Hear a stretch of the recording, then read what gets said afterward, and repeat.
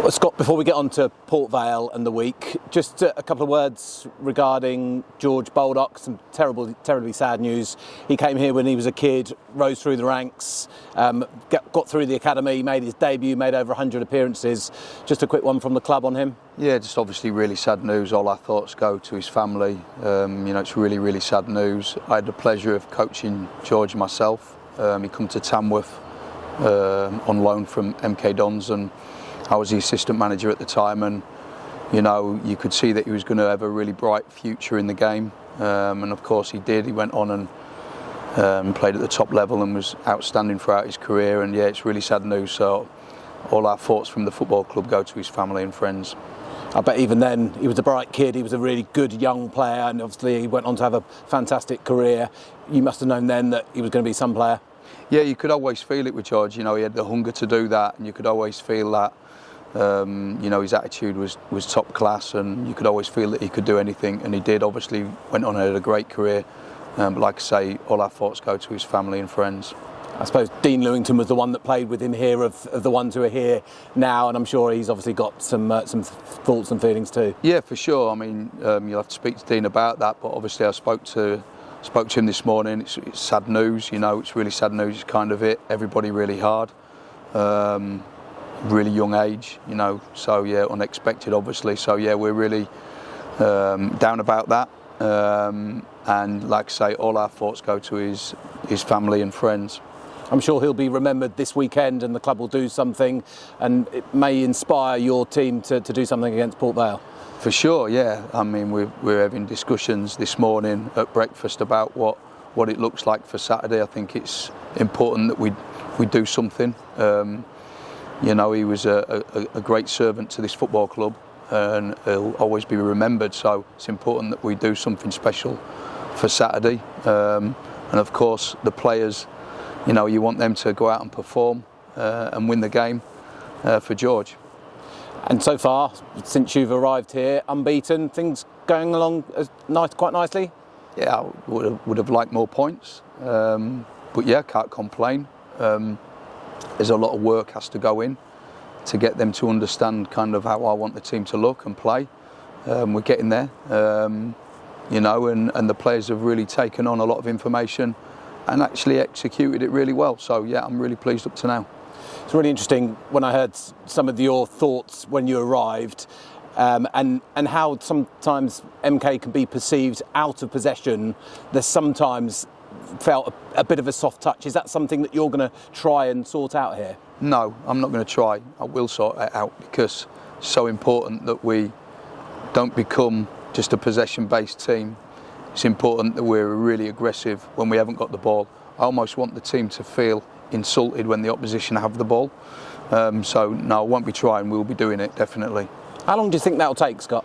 You'll see it Saturday.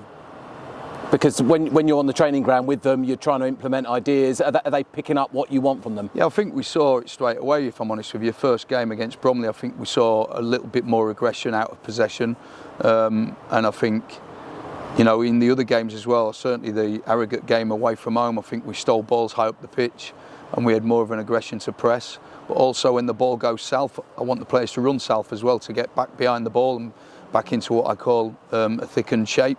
And to be, really hard to break down. So yeah, we want to be on a front foot in terms of the press, but also to run really hard back into our shape as well. How have the players reacted to what you're trying to instill? I mean, they want to get better, so I would have thought they'd be open to it all. I think all footballers enjoy working hard. I think they all enjoy that element. Of course, the way we play with the ball will never change. We'll always have possession, which all footballers want to do that as well. But I think to give them a grittiness to go and win the ball back really aggressively and quickly, I think all footballers want to do that as well. So I think that they've taken to it really well. They're doing it. So yeah, I think that you'll see almost an immediate change in the style of play. Not so much with the ball, but like I say, more so without it. What have you made of League Two so far? Because we're 10 games in, and this is normally where you can get a reflection.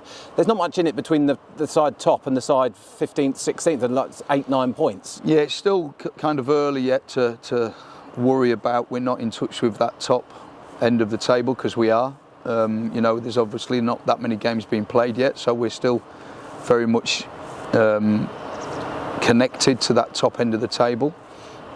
We just have to string some results together, and 2 or 3 wins, 3 or 4 wins, and then you can find yourself in that top 7, if not probably even higher.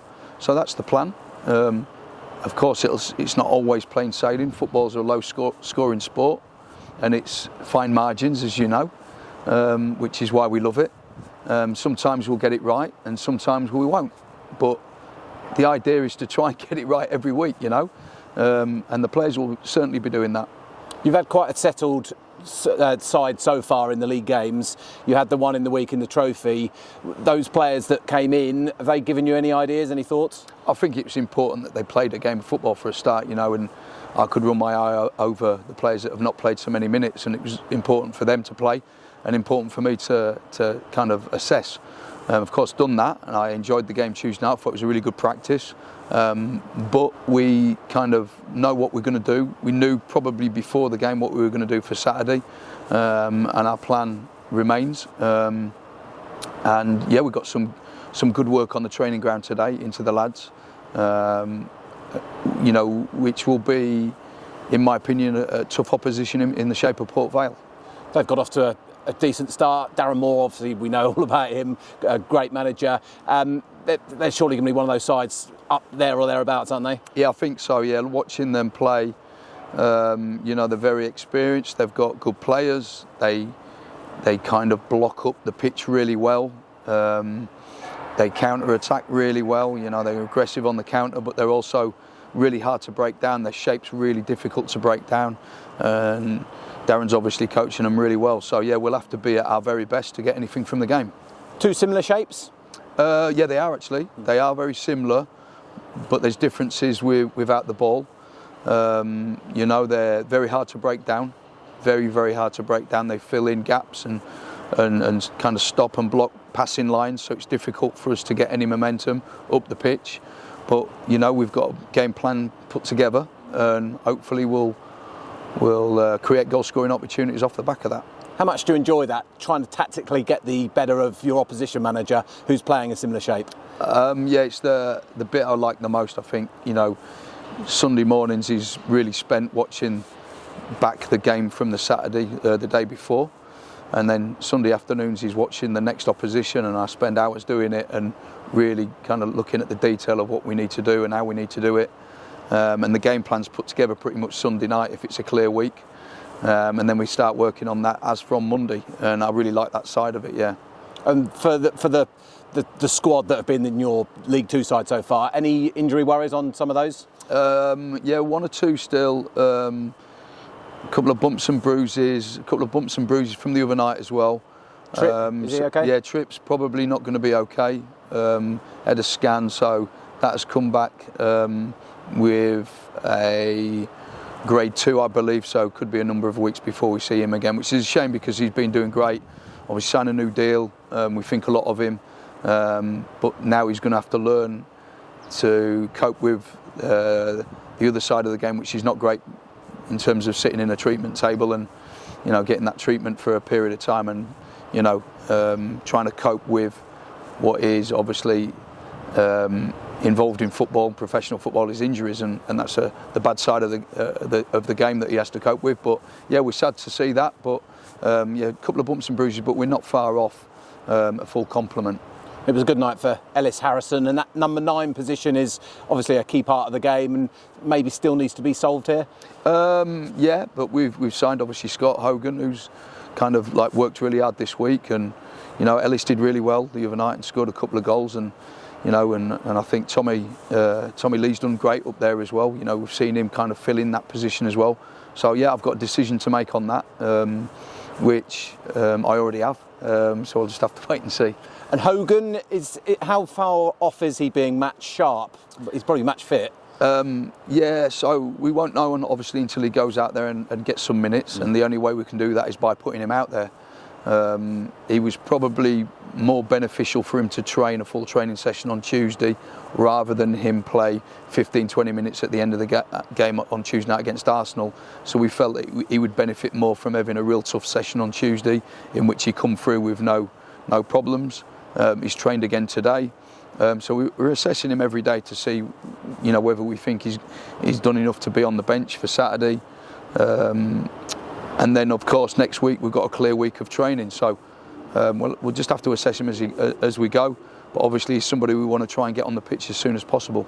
He's obviously a fabulous striker, but he'll be a leader for you as well, won't he? When he comes into the squad. Yeah, definitely. He's had a really good career up to now. I know he come into the game quite late from non-league, and then really hit the heights with the teams that he's played for. He's had a great career, scored some good goals and scored some many goals as well. So you could see today in training that he's a really natural finisher. We want to get him on the football pitch as soon as possible.